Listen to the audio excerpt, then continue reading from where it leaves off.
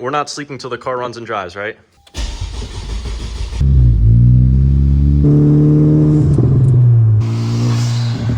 Now, there are some problems, and I will get into that. Welcome back to what should be the last episode of the K-Swap, at least in terms of getting it running and driving. Obviously, there's going to need to be some fine-tuning to get it perfect, but my goal for this episode is to get it in the car, running and driving for the last time, I should say, because this is not the first time this motor has been out of the car. It has been a journey. If you haven't been following this, I'll have a link in the corner and description to the playlist so you can catch up. But there has been a lot going on. In the last episode, we got the head changed, got everything reassembled, head studs, head gasket, axle seals, everything I could possibly think of to try and fix the problems with the crack and broken parts, leaks. Again, it's been a mess, but it should all be sorted in my mind. I can't think of anything else that should be left. It should be 100%. So we're gonna get it in the car, but before we can do that, gotta put the wiring harness on. And this is the SI wiring harness. If those of you who haven't been following, again, modified it a little bit, but I also got this protective little loom here. And what that's gonna do is it's one to add a little bit of dress up, but it is actually functional as well. So it's gonna help protect the wires from the heat, and it's gonna protect it from a little bit of chafing. And again, it's gonna look good. So we're gonna start with the wiring harness, then we're gonna get it in the car and take it for a drive. And those of you who have been around, I'll make this quick because I'm sure you're tired of seeing me put this motor in and out of the car multiple times now. But also, Cars and Coffees this weekend, I am very determined to make it. And last track event that I could potentially make it to is in early October. It's getting cold, at least where I live. So I have a really strict deadline. I wanna get this done. So let's go.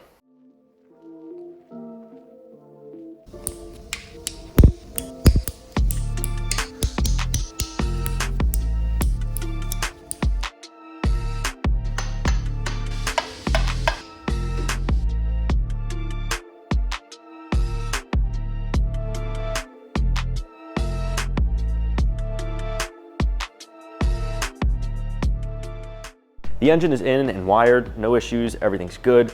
The rest of this, the battery, the ECU, axles, intake, everything else, I'm gonna do a really quick time lapse. I'm probably not gonna talk much or really record that much just because most of you have seen this. And just as eager as all of you are, I really wanna drive this. So let's get this done.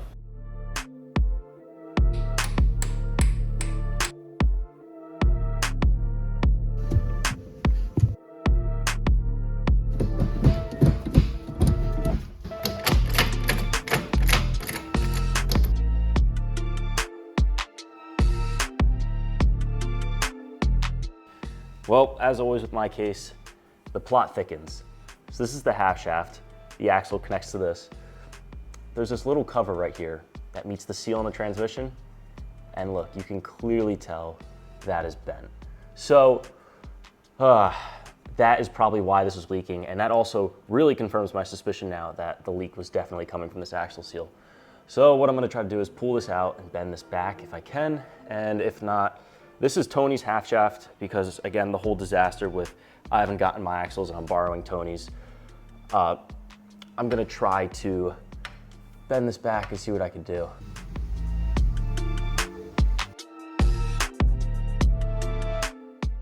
Hi, Matt. Hi. Welcome to the garage. Just formal agreement, we're not sleeping till the car runs and drives, right? All right, we might be here a while. Get it. Those are 25 pounds each. It's a decent weight. Job's not done.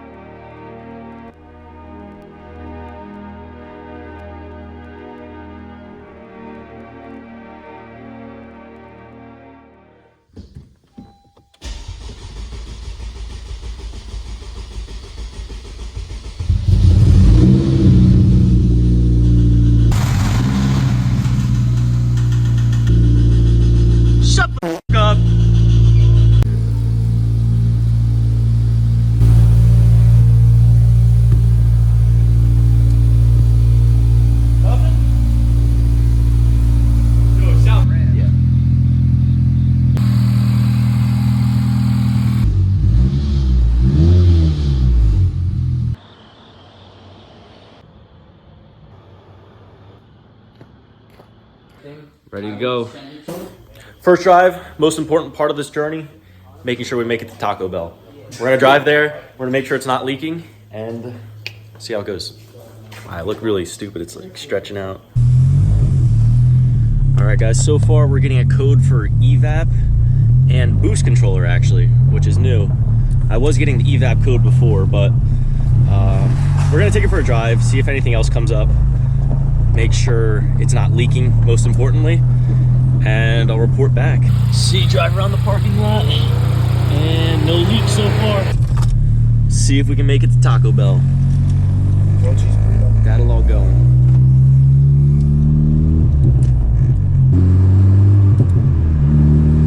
We do have a check engine light. I think that's the boost controller. All right, let's see if we can actually get into boost.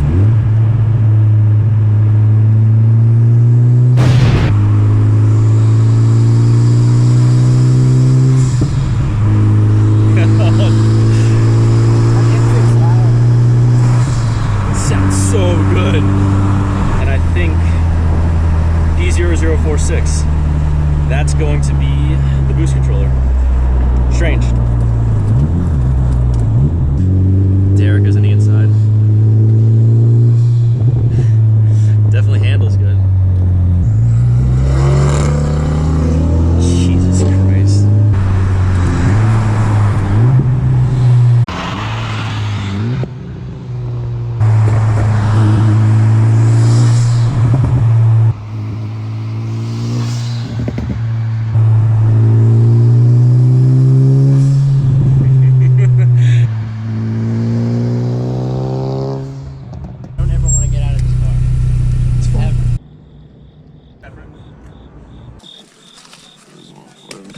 Burrito, one of the chicken and enchilada. God, I should just give up. That's what I should do. Yo, honestly, if we leave it here and set it on fire, we'll do a little insurance claim. Okay? Alright, bro.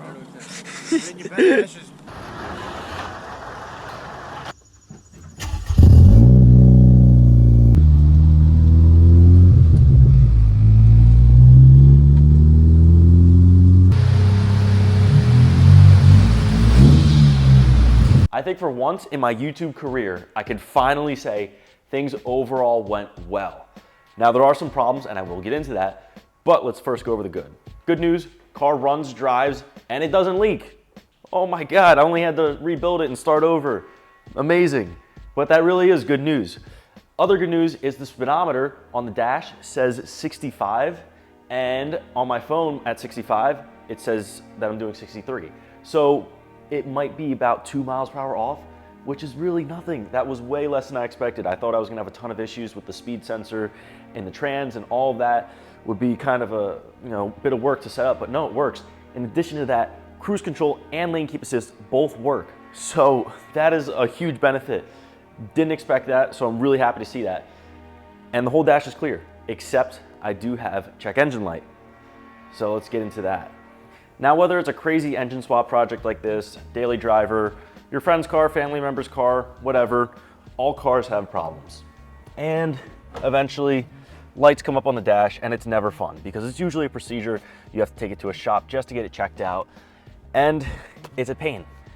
Luckily, I partnered up with TopDon for this video, and this right here is their scan tool, and they have a whole host of other automotive products that are super helpful, but this is their scanning tool. So what this is going to allow you to do is you plug it into your OBD2 and it'll allow you to check codes straight from your phone. So let's see how it works. First thing you'll notice on the initial packaging is that this is really well built, and it genuinely did surprise me because this is a solid metal casing, not plastic like you might expect. All you have to do, plug it in. Once it's plugged in, connect through Bluetooth, open the app, go to diagnosis, Honda, select system, US, and it's gonna run diagnosis. It's that easy. And I seriously couldn't have thought of a more fitting sponsor for this video because, well, that's what this is all about right now, just troubleshooting and getting the car finalized. So in a second, it's gonna load up the car, the VIN, all of that. And again, it's gonna run through the whole list of codes to tell you everything that's wrong with the car. And what's great about it is that they really do this at an affordable level, again, compared to going to a shop and paying to have all of this work done when you can do it yourself at home conveniently. And I'll show in a second once this loads. all the codes that come up. It's done scanning, and what's really nice about this is it lays out really well. I've got 5 codes here, 4 of them are related to EVAP. About the EVAP system, there's another Civic here, and I was talking to Tony, did some investigating. I definitely have the routing wrong. So for the EVAP system, if I reroute some of the lines, that should fix all these EVAP codes.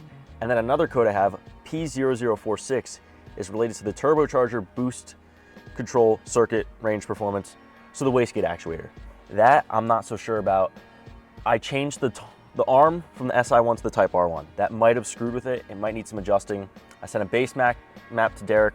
Shout out to my tuner. Also, let me tag Tony as well, because 2 of them just carry me through this. Gonna see, maybe investigate a little more on that. From here, you can just clear the codes if you want to. It has links to help you troubleshoot if you need it. There's a ton of options. It's a really well-built interface, and I actually am super surprised by how well this works. Pretty much anybody with a car could use one of these. If not, it's a great gift. So I have a link in the description. You can check it out. It's my personal link, and it also saves you 10%. So if you are interested, check that out. Not only do you get a great product, but it massively supports the channel. So please, if you're interested, check that out. So in terms of actually troubleshooting this and solving the problems, I'm not gonna be doing anything yet because, well, this car hasn't been washed in about 5 or 6 months. I mean, there's literally spring pollen on here because of all the issues I had with the project and why it's taken as long as it has. Still don't have axles, that might be a problem, but we're gonna get this washed off, and then the next video I'm gonna solve all of the engine problems. Let's get to it.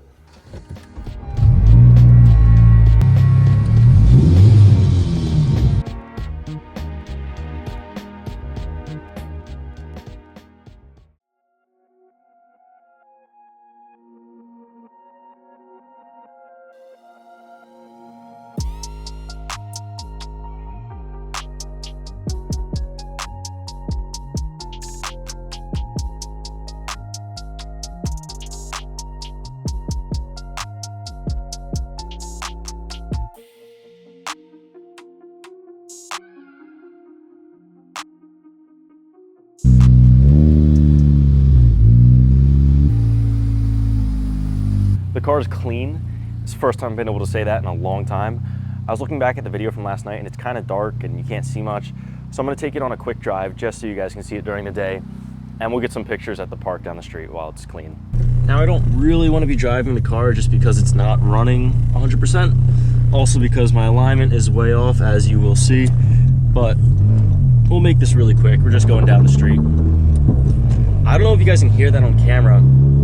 I am noticing a little bit of binding with the axles. Maybe they need grease. Not really sure. You know, maybe they just need to settle in, but there's a little bit of noise coming from the axles.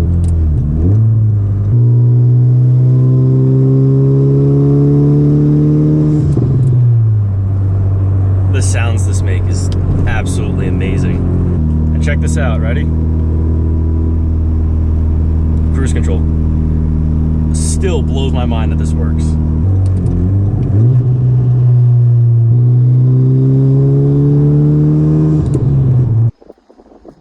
is gonna look good.